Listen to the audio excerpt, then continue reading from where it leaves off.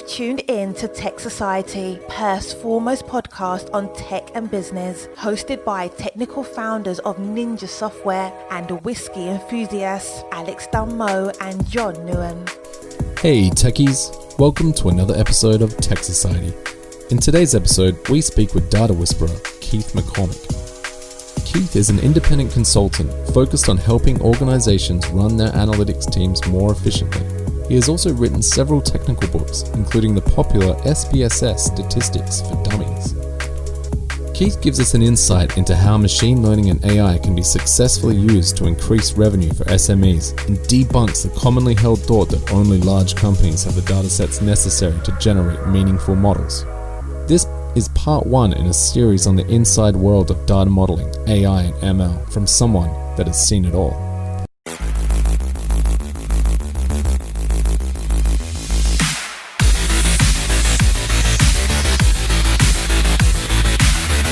So let's just jump right in. Do you want to tell us a bit about yourself and what you do, what your mission is? Tell us your why. Sure, basically. Of course. So I've been building predictive models since the 90s. Initially, that would have been more traditional statistical models, but I was thinking about grad school. And in the late 90s, the company that I was doing some statistics software training for, as really just a side gig, bought a much smaller company that made one of the first predictive analytics platforms. Of course, machine learning's been around for quite a while, but as you know, 95, Windows 95 seems like a long time ago now. But that was a big moment because that's when things started to move on to PCs and less so, the university computer or the big corporate computer and so on. We forget that it was just a few years before that people were on punch cards and stuff. So that was a real moment of transition. So that's what was new at the time, was that this kind of software was moving on to things that people could do on their laptops or just their desk PC. And that changed everything. It really kind of democratized, machine learning. And so I started to move away from traditional statistics and was enjoying what I was doing so much that the grad school thing never happened. I just kept on doing that. It's interesting that you say predictive analytics. So I think a lot of what we want to talk about today is the misconceptions of AI, ML, computational statistics, predictive analytics, and kind of busting all those myths. So have you got any initial words you want to say about that? A lot to say about that. Boy, it's hard to keep track. Back at the time, the same period that I'm talking about, because I definitely think of myself as a consultant now and not a trainer. That transition, happened a long time ago. But at the time, that same period, late 90s, everybody would have called what I do data mining, because that was just the phrase that we used. And part of the reason for that was that there was a consortium that got together of a couple hundred people that were doing that kind of work, all in Europe, as it turns out, because they applied for a grant from what was then a much younger European Union. And they wrote a document called the Cross-Industry Standard Process for Data Mining. So it was just understood that was the phrase that was used. But then data mining started to get associated with poking around in private data, which is not a connotation that it had back then at all. And that's an interesting thing too. I mean, that's a whole interesting topic is the private data thing, which is a real concern, but it just wasn't associated with that phrase.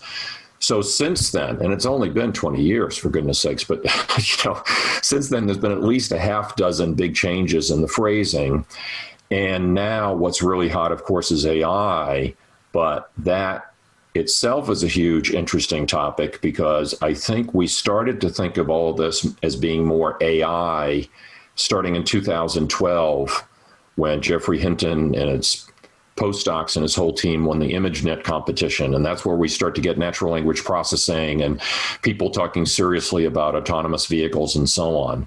But as you can imagine, somebody that's a day-to-day consultant like me, you don't need the same kind of deep learning technology to look at something like loan default that you would use to figure out whether you're looking at a cat or a dog on Facebook. They're really quite different. So we're calling everything AI now, but some areas of the industry haven't changed that much.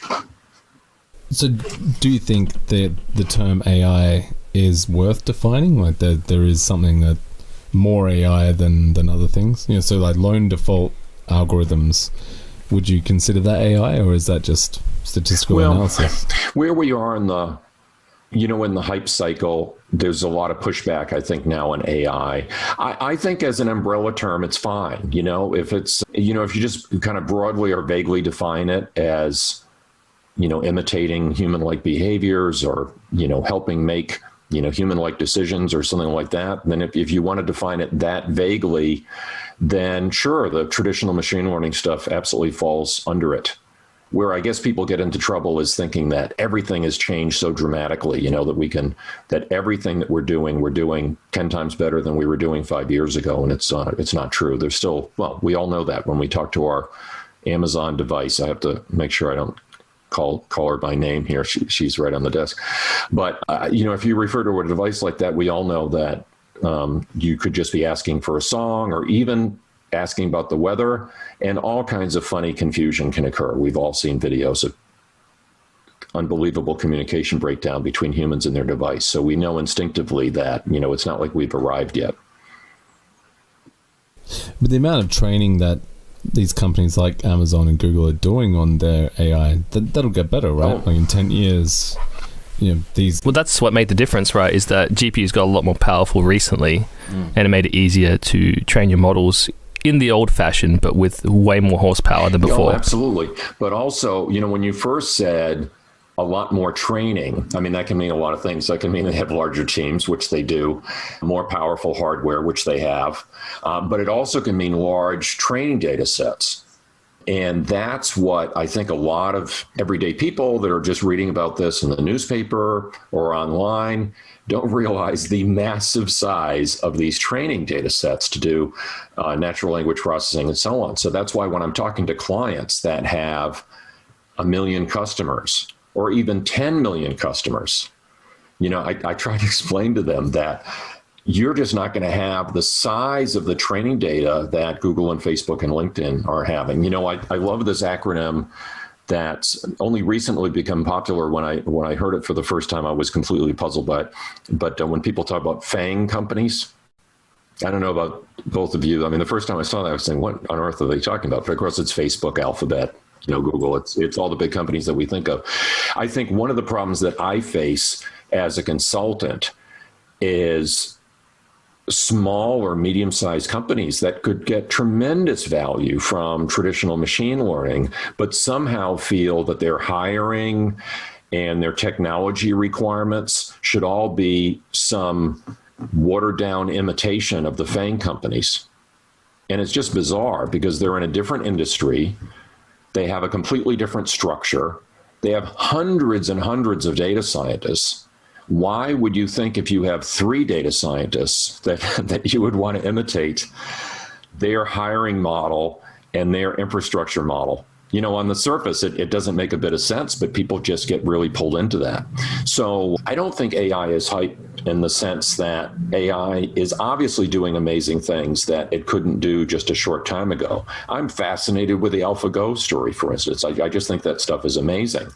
But why that necessarily completely transforms basic things like a utility company trying to figure out if a particular utility pole is likely to go down in a storm, these kinds of things that we've been working on for many years, that kind of stuff just hasn't changed in the wake of, deep learning and AI. The stuff that we were doing 20 years ago still works quite well on those data sets, especially when you've got 50,000 rows of data, not 500 million. Jumping back to what you said about small business. So small businesses are smaller than the FANG companies, obviously. What is the magnitude? So how can they benefit from all this AI ML tech that's coming out, the new techniques? Like, it's not, you can't just scale up. Like you said, you can't just scale down what the FANG companies are doing. So what could they do with the small data sets that they have? Well, I don't know if people are going to read this as an optimistic thing or be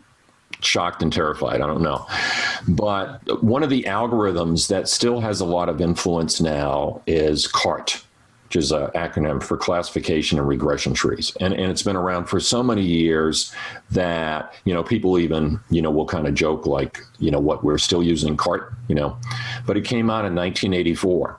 And I still recommend to aspiring data scientists that they learn that algorithm first. I mean, I do so for a couple of reasons. One is that despite its age, it still does okay as a first pass at a number of these, problems. But another characteristic that it has that I think is so important for management, let's say at medium-sized companies, is it's one of those techniques that produces a transparent model where you actually can see the rules that are being generated and so on. So one thing that drives me absolutely crazy when I'm working with a client company is if they say, okay, well, our team took one pass at the problem, take a look at what they did, maybe coach us a little bit. This is a common first conversation that I might have. And they've jumped right into the latest, fanciest algorithms, which give you no transparency into the problem. And that's a terrible way to start.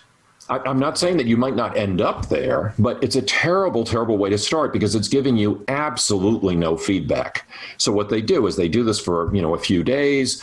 They can't see what they're doing. The model isn't giving them any feedback. And then they just throw up their hands. And then, I suppose the good thing is that then I get to have a conversation with them. I kind of direct them a little bit, but that's just a terrible way to start. So I always tell folks, always start with something basic and transparent and then build upon it. If you can justify the trade-off you're making, which is you're adding the complexity, but you're getting something in return. And if I was senior management, I want to know what I'm getting in return.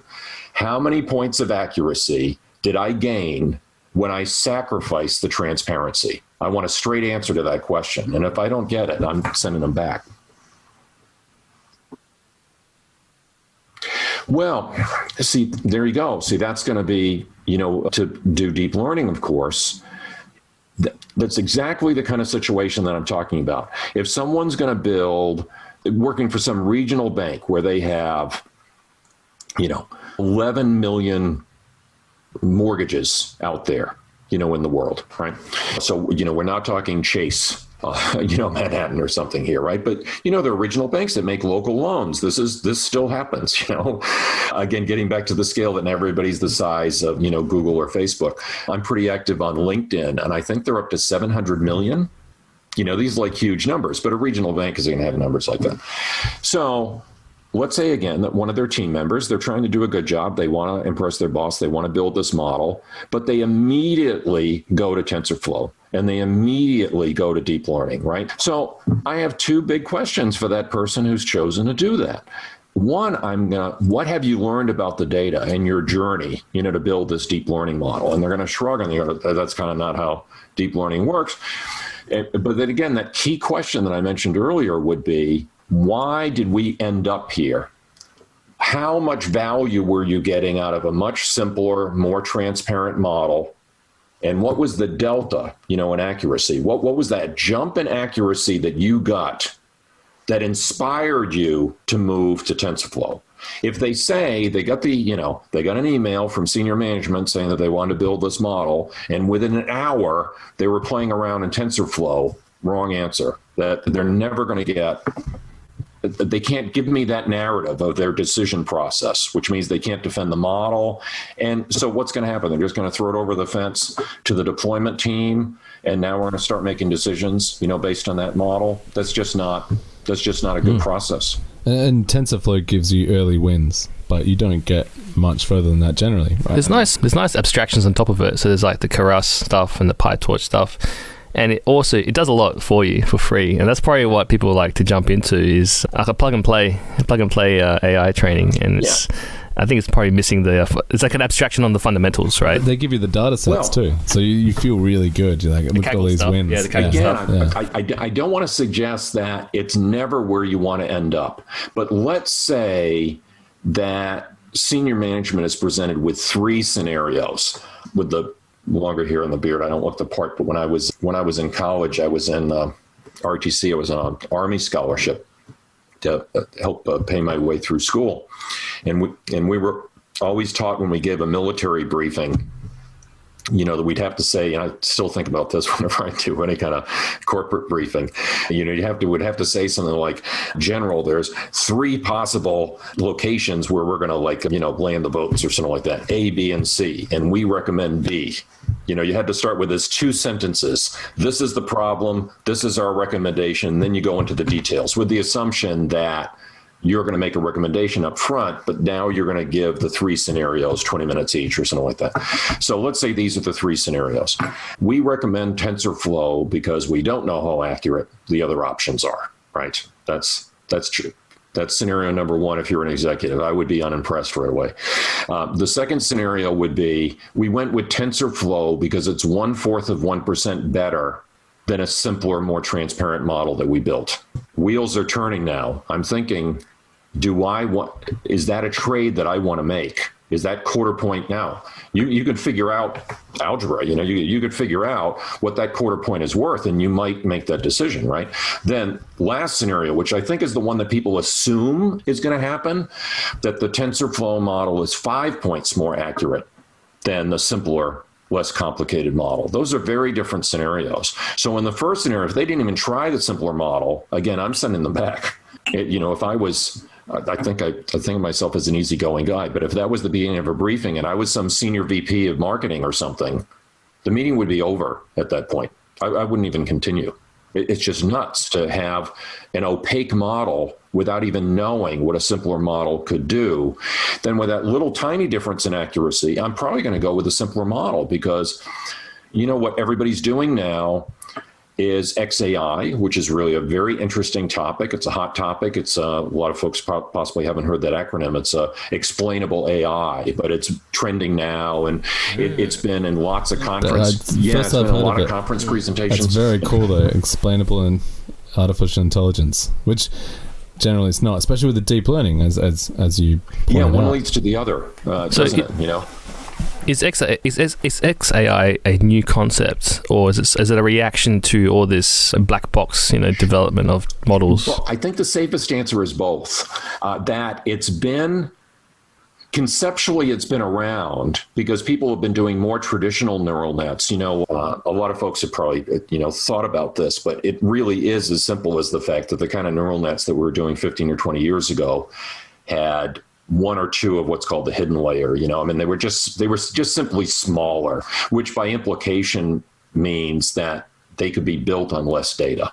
The more complex the model, the larger the training data set is a rule of thumb. At least that's the way we used to always talk about it. Now, that topic doesn't seem to come up very often, but I think that's why the FANG companies have had amazing success with these techniques, but a lot of folks that try to imitate them don't have amazing success with these techniques because they're trying to use a FANG company approach that was done on 500 million records with their 5,000 records.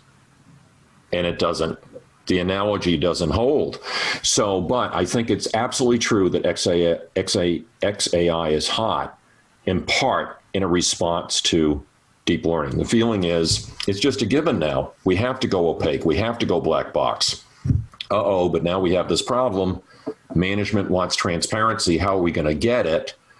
And XAI becomes the solution to that. Do you think this is the kind of thing that governments will regulate for self-driving cars? Because opaque. Something defendable. Yeah, black box learning for self-driving cars is troublesome, right? People find that scary. That's a fascinating question.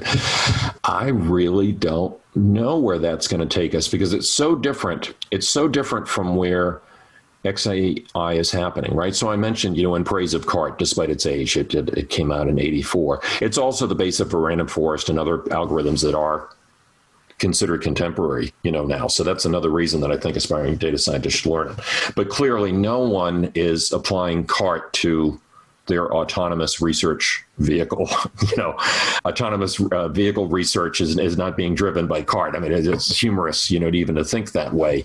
And XAI, I have not heard associated with autonomous vehicles either, because what's driving that is commissioners of insurance or stuff, why are you charging Joe Smith this particular rate, or reason codes for credit denial, right? So where XAI is hot at the moment is areas that until recently were using traditional techniques and that have shifted to deep learning.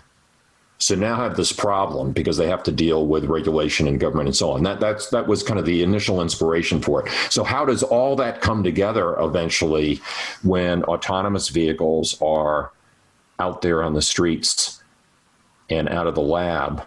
I don't know, but that's fascinating to think about. I'm not sure where that will take us. It's interesting you bring up XAI, like where it's actually being applied now, because I think like in the United States you've had some issues with AI being used for sentencing, and it turns out that it sends black people to prison for longer than white people, with no other different variables, maybe just a different postcode, but they end up in prison for longer. Yeah, no, it's a big problem, because what happens is that folks will take an ethnicity variable out, but the models always end up finding a proxy. So, it could be neighborhood or something like that ends up being a proxy for that variable. So it becomes a big issue. This one, though, drives me a little bit crazy, because I'm passionate about the fairness aspect of it. It's incredibly important. But I think the conversation about it has been so confused for the most part, because a lot of those models have been around for years. They predate 2012, when we started to talk about deep learning. Well, 2012 is when academics started to talk about deep learning. And for the rest of us, it was 2-3 year delay. So I don't know what you guys would say. I would guess it's been about 5 years that deep learning has really been, trending. There was a little bit of a delay between, that ImageNet competition and when things really took off. So from a software developer's perspective, I would say it's when TensorFlow just made things so much easier. That's when everyone kind of went, wow, look at what I can do, and I know absolutely nothing. Yeah, so with the fairness issue, what drives me a little bit crazy is that, for instance, Kathy O'Neill, who's a really interesting presenter, she was really did the conference circuit a lot a couple of years ago. She wrote a book called Weapons of Math Destruction. And and there was a chapter, particularly on the sentencing. There was also a chapter on this horrible classroom teacher model that, where the teachers were being fired based on this model. And because the model was developed by a consultancy that had been hired by the U.S. federal government, they considered the model proprietary. So I guess internally to the consultancy, they knew the rules that had been generated by the machine learning algorithm, but they wouldn't reveal them to anyone, right? So there are these horrible instances of fairness. But as much as I love that book and I recommend it, what drives me a little bit crazy is that to conflate these models that are deep learning and XAI type models, where everybody's trying to figure out how you even attain the transparency, but then to put that in the same book with credit fairness issues that have been a problem for decades, way before deep learning and TensorFlow and so on. I think that they're both important because they're both related to fairness, but they're so different in kind that to conflate them, particularly when you're trying to write something in a newspaper that a lot of people are going to see, that some of which are going to have non-technical backgrounds. I think if you conflate those two things, for me it creates a disconnect, because credit fairness has been an issue in the U.S. and probably worldwide for 50 years. So clearly there's something different going on there. In some of those instances, and the sentencing models have been around for decades too. So there's something going on there where the fairness problem has been ongoing using these more traditional techniques like a logistic regression, which came out in the 50s, as opposed to deep learning. And if we don't tease out how they're different in interesting ways, I think we're not going to grapple very well with the fairness issue. And that's a really interesting point, because I bet most people, until reading a story about how AI is racist, probably never even knew that mathematical models were being used for sentencing anyway. Everyone just kind of assumed that the judge goes back to his chambers and he throws a dart at a dartboard and goes, 5 years. No one realized that they were applying mathematical models in the first place, even before AI. Yeah, absolutely. And think of it from a legal standpoint. I'm a model builder. I'm a data science guy. I'm not an attorney or anything like that. But I've got to think that from an attorney standpoint, there's a huge difference between a company consulting with the government and then building a model that affects sentencing or teacher promotion and so on. And then they use something like binary logistic regression, but then want to keep it secret, versus someone built the model in TensorFlow and now they're struggling with their XAI, model to explain the opaque model, right? Again, I'm no attorney, but it seems to me those are really different situations, and they both have fairness at their core, but they're fundamentally different. And but share a similar problem. Agreed. I think. What do you think is the most problematic myth people have about data science, AI? Oh, boy, that's a good one. I'll tell you the phrase that drives me a little bit crazy.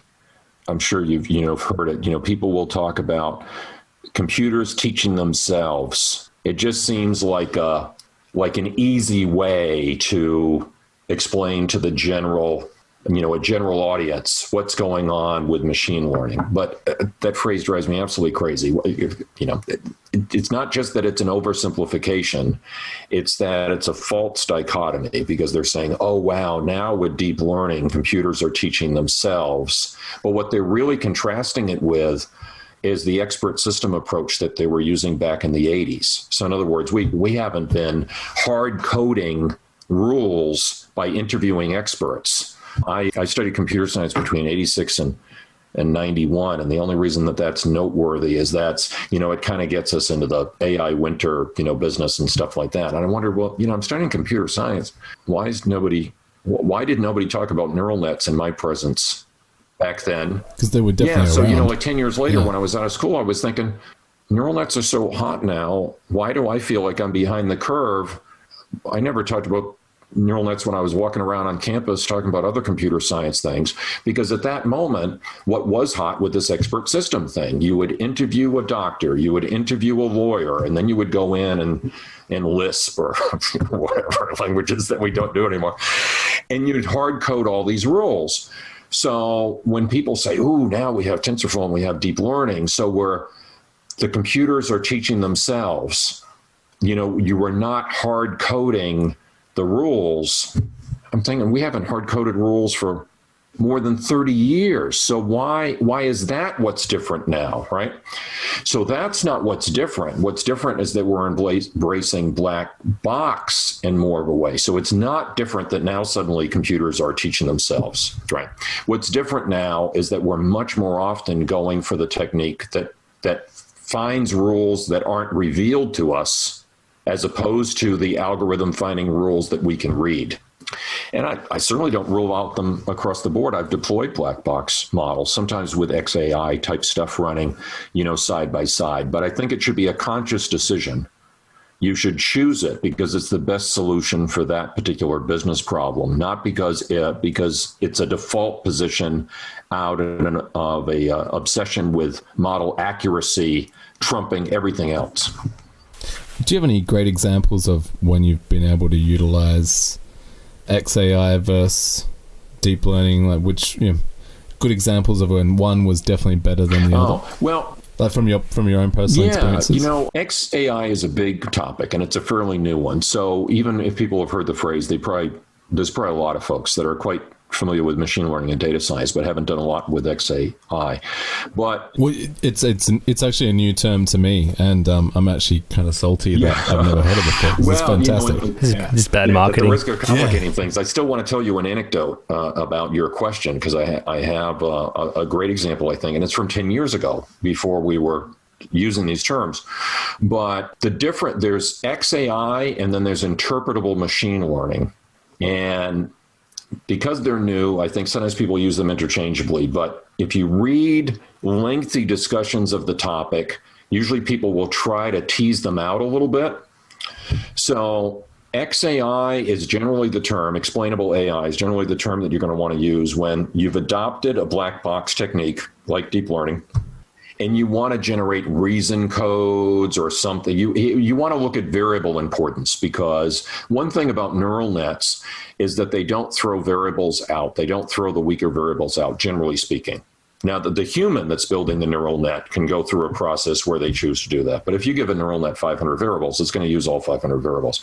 So now you have an issue, which is which of the 500 variables was the reason that you denied Joe Smith the loan, right? So you have a problem. So there's a couple of different ways you can do it. You can build the model and then run an analysis which gives you variable rankings and variable importance. You can run all these numbers on it. And that is the kind of process that is associated with XAI. Whereas interpretable machine learning is, can we use modern computers and their ability to handle huge data sets and iterate through the data many times? Can we build a better mousetrap? Can we build a better interpretable model? Not just the way we did in the 80s, but similar to the way we did in the 80s and the 90s, except with our faster computers and our larger data sets. So in other words, can we build a better interpretable model rather than building a black box model and then having to explain it? Yeah. So they both exist. It's interesting. You keep mentioning the credit, the credit stories. And I think the interesting one recently is, of course, the Apple credit card with Goldman Sachs, who were denying women who were in the same financial situation as their often their partners that are shared financial background. I missed that one. And of course, that's a really great one. Yeah. So yeah, that was a fun one. So women were given a tenth of the credit amount that a man of the equivalent financial background would get, and often these men and women would be actually husband and wife, so they actually had completely shared finances. Wow. Yeah, that's really something. No, that's a great case study. I'm going to have to look that one up. So, but I want to answer your question though. So, I was on a churn model. This was just about 10 years ago now. So these terms weren't. Yeah. So there you go. It would have been before 2012 as well. So TensorFlow wouldn't have existed, but also the ImageNet competition wouldn't even have happened yet. Okay. So I was on this project and we were trying to predict which customers would stay loyal to the company and which ones were at high risk of switching to another company.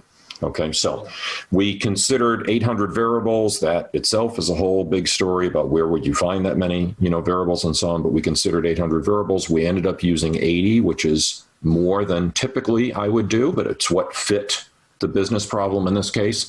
And we were getting really good accuracy from a traditional neural net. By that, I just mean it's just not as big and complicated because, you're talking hundreds of thousands of rows of data, not hundreds of millions of rows of data, because this is a regional company. It wasn't even a national cell phone company. So you have to take that into account. You just don't have as many cases. So ended up going with a traditional neural net. Again, just a less complicated neural net. It was doing a great job. The problem is, even with something like churn, you would think, oh, well, there's no commissioner of insurance, there's no regulation, you're not denying a loan or something like that. But you still need some kind of a reason code, don't you?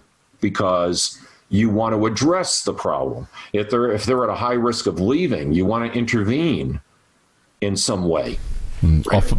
Make them offers and potentially cost the business money if you're offering too many people. That's right. So the model has to be accurate. Yeah, because obviously you could do it without machine learning at all. You could just say, if you have identified a problem, this is what I call the so-called insight projects. And everybody likes insights, right? But what I talk about insight projects is sometimes you get this insight, so now you give everybody, a discount or something like that. And then you've the marketing and operations teams might be, we set that price for a reason, that's what we needed to hit our margin targets and so on, right? So if you've identified a problem, let's say, for instance, you discover that there's a particular phone model that's having repair issues 8 months in, that phones should not be having 8 months in, right? That's the kind of thing you might be doing. Say, wow, we're going to end up with all these warranty claims. We're going to proactively say, we're going to get you out of this phone. We've discovered, some issues, and we're going to give you a discount on a new one before you start to experience problems. That's,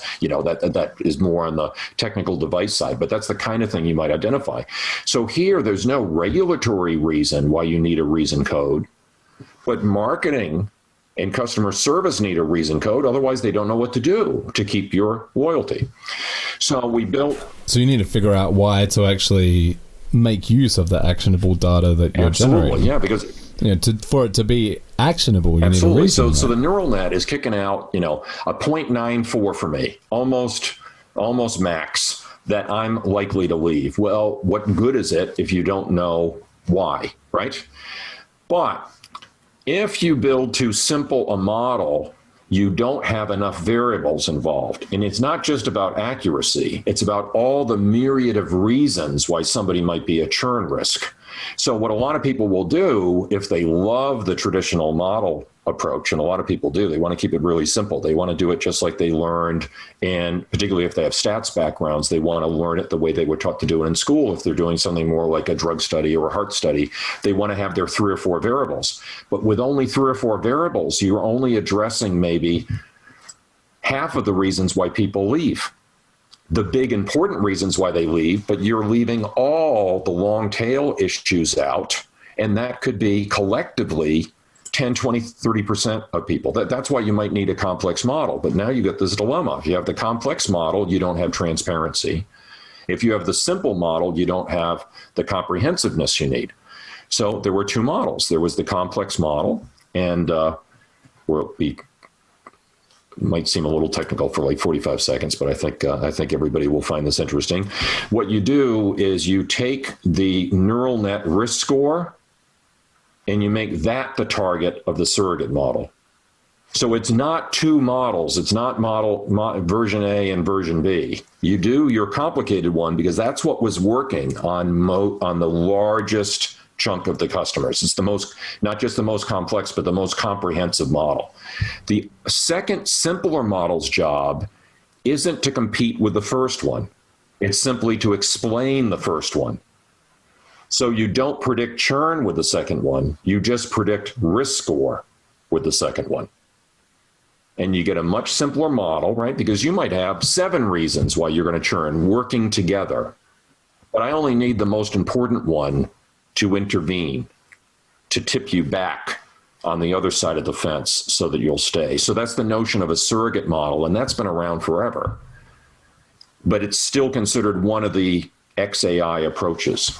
When you talk to companies like that, is your first step to go, you're not capturing enough data? Oh, usually not, actually. That's what they think. Or they'll say, wow, Keith, we want you to assess if we're even in the right place, because you might have to give us a list of variables that we're not capturing, and we might have to wait a year or something, So a lot of times when data science is driven by the IT teams, they'll often be thinking in those terms, that it's about data infrastructure, and it's always like next year. It's not consistent with my experience. When I said that we looked at 800 variables, the vast majority of them were through feature engineering, which means we made most of the variables on the project. The raw data was there, and so it had to be manipulated. So it's just come from like product information, maybe call center contacts, that kind of stuff? I'll give you the classic example. It's a big, interesting topic, but let's say that I'm looking at something like, drop calls or something to stay on this same, issue. We've all carried our smartphones around and had an issue like that. So what you might do is you might get the number of drop calls, the average number of drop calls per month over the last 3 months, but then divide it by the number of drop calls per month prior to that recent period, going all the way back to when they got their phone or when they became a customer. Because all that stuff is there, and people just think if they just throw it, at a deep learning algorithm, it's going to figure it all out on its own. But that's why you need these massive data sets, because you're trying to find how the variables bounce off each other, how the variables interact. What people don't realize is that, if you've got 800,000 records or 3 million records, you don't have enough for deep learning to figure that out on its own usually. So that's where the human data scientist comes in, and through talking to subject matter experts and their own experience and exploring the data, you go, wow, what we have to do is we have to take the recent drop calls and divide them by a baseline to get this ratio, and then let's give that to our model. That's where you get the huge gains. So it's interesting. So that's a combination between the old school expert systems and new school deep learning then. Yeah, they sound alike, don't they? The difference is that the old school expert system is you talk to the expert and you go straight to the model. The data scientist is writing the model in their Prolog or Lisp or whatever, But the difference here is that the subject matter expert does not help you build the model. That's where the confusion arises. The subject matter expert's job is to help you do the data prep. The munging. Yeah. Well, the feature engine. Figuring out what data is actually... I've heard that the majority of a data scientist's work is cleaning up data. Is that true? Not so much the cleaning. The cleaning, of course. I mean, of course it's an issue and it's still, it's still a problem. But in the current environment, you have these enterprise data teams, and they do an unbelievable amount of formatting and cleaning and stuff for the data scientists. And what a lot of people think is that they've made so much progress along that line, so therefore the data prep needs are gone. But it's not true. The cleaning and formatting that I have to do now is much, much less than 20 years ago. I mean, it's not even comparable. Yeah. But the amount of feature engineering... Well, I mean, 20 years ago, you were probably still dealing with spreadsheets, right? Oh, gosh, yeah. Still are sometimes. Well, what was happening is you had more compatibility issues 20 years ago than you would, have now. You'd have your version of it. Access Excel databases. didn't talk to your version of SPSS or SAS or, whatever, just crazy stuff that what drove us crazy then, and we have to worry about less now. But the feature engineering, that kind of ratio kind of stuff that I did, that has not gone away. But it's interesting that you call that old school, because increasingly I feel old school. I mean, I'm only early 50s.